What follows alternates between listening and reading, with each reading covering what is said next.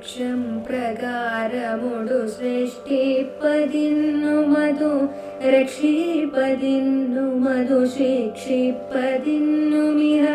വിക്ഷേപമാവരണമീ രണ്ടു ശക്തികളതിങ്കെന്നുദിച്ചവകൾ നാരായണായ നമഃ.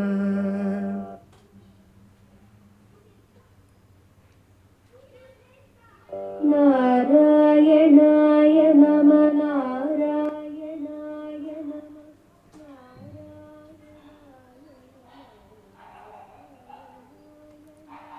ഹരിനാമകീർത്തനം professor G Balakrishnan Nair sir എഴുതിയ വ്യാഖ്യാനത്തിൻ്റെ ഓഡിയോ ബുക്ക് നമുക്ക് തുടർന്ന് കേൾക്കാം.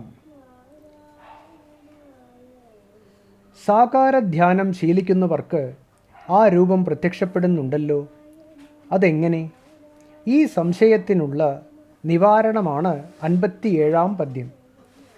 ലക്ഷം പ്രകാരമൊടു സൃഷ്ടിപ്പതിന്നു മധു രക്ഷിപ്പതിന്നു മധു ശിക്ഷിപ്പതിന്നുമിഹ വിക്ഷേപമാവരണമീ രണ്ടു ശക്തികളതിങ്കെന്നുദിച്ചു ഹരിനാരായണായ നമഃ.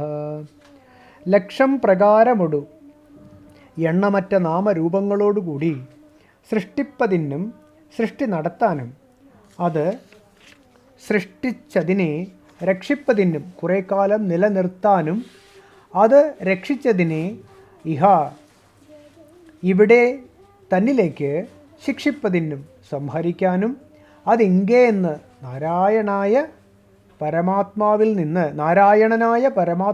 നിന്ന് വിക്ഷേപം ആവരണം, വിക്ഷേപമെന്നും ആവരണമെന്നും ഈ രണ്ട് ശക്തിഭേദങ്ങൾ ഉദിച്ചു, ആവിർഭവിച്ചു. നാരായണായ നമഃ. നാരായണന് നമസ്കാരം. ആവരണവും വിക്ഷേപവും.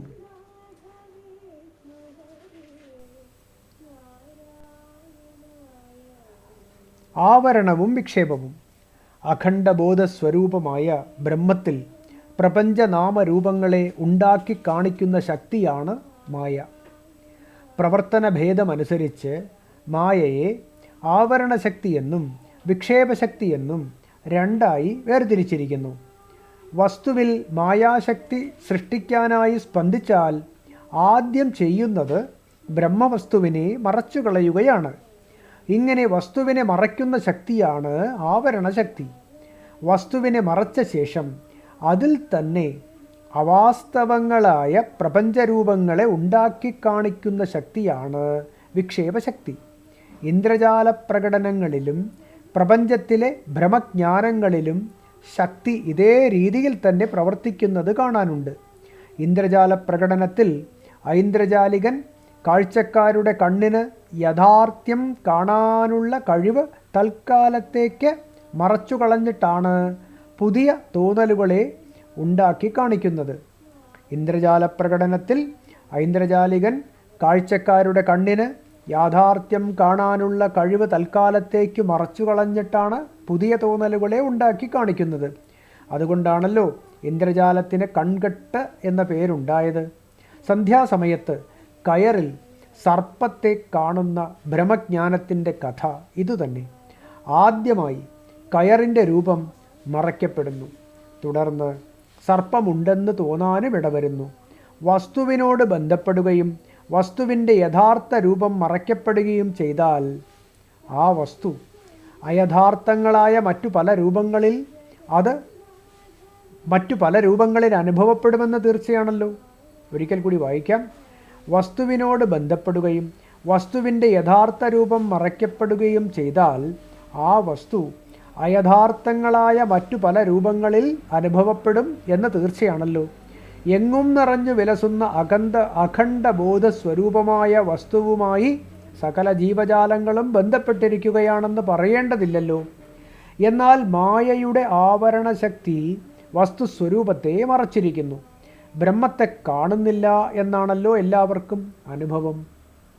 തുടർന്ന് വിക്ഷേപശക്തിയുടെ ഫലമായ അനന്തനാമരൂപങ്ങളുമായി വസ്തു പ്രത്യക്ഷപ്പെട്ടു. അതാണ് പ്രപഞ്ചം. വസ്തുവിനെ ഇങ്ങനെ നാമരൂപങ്ങളിൽ വേർതിരിക്കുന്നത് വിക്ഷേപശക്തിയുടെ സൂക്ഷ്മരൂപങ്ങളായ സങ്കല്പങ്ങളാണ്. സങ്കല്പം എങ്ങനെയോ പ്രപഞ്ചം അങ്ങനെ. മനുഷ്യസങ്കല്പം വസ്തുവിൽ മനുഷ്യലോകം കാണുമ്പോൾ, മനുഷ്യസങ്കല്പം വസ്തുവിൽ മനുഷ്യലോകം കാണുമ്പോൾ ഇതര ജന്തുക്കൾ വിഭിന്ന ലോകങ്ങളാണ് അവയുടെ സങ്കല്പത്തിനനുസരണമായി ഇവിടെ കാണുന്നതെന്ന് ഇന്ന് ശാസ്ത്രജ്ഞന്മാർ തെളിയിച്ചു കഴിഞ്ഞിരിക്കുന്നു. വസ്തുത ഇതാണെങ്കിൽ ഒരു ഉപാസകന് തൻ്റെ സങ്കല്പദാർഢ്യമനുസരിച്ച് ബ്രഹ്മത്തിൽ വിഷ്ണുവിനെയോ ശിവനെയോ എന്നല്ല ഏതു ദേവനെയും ദേവിയെയും കണ്ടെത്താൻ കഴിയും എന്നോർക്കണം. ഇങ്ങനെയാണ് ഭക്തന്മാർ സഗുണദേവതകളെ സാക്ഷാത്കരിക്കുന്നത്. വസ്തുബോധമുണ്ടാകുന്നതോടെ ആവരണ വിക്ഷേപ ശക്തികൾ ഒഴിഞ്ഞുമാറി മായ അപ്രത്യക്ഷയാകും. കയറു കണ്ടാൽ പിന്നെ പാമ്പുണ്ടായിരിക്കുകയില്ല. അതുപോലെ ബ്രഹ്മസാക്ഷാത്കാരമുണ്ടായാൽ ദേവതാ നാമരൂപങ്ങളോടൊപ്പം അനന്തപ്രപഞ്ച നാമരൂപങ്ങൾ ഒഴിഞ്ഞു മാറി മായ അപ്രത്യക്ഷയാകും. അതോടെ ഇക്കാണുന്നതെല്ലാം ബ്രഹ്മം തന്നെ എന്ന അനുഭവവും ഉണ്ടാകും. ഇതുതന്നെയാണ് മോക്ഷം. ആവരണ വിക്ഷേപ ശക്തികളെ ഒഴിച്ചു മാറ്റാൻ ഉപകരിക്കുന്ന ഉത്തമമായ ഉപാസനയാണ് വിരാട് രൂപോപാസന. അതിൻ്റെ ഒരു ചുരുങ്ങിയ രൂപം നിർദ്ദേശിക്കുകയാണ് അടുത്ത പദ്യത്തിൽ. Audio book തുടരുന്നതാണ്.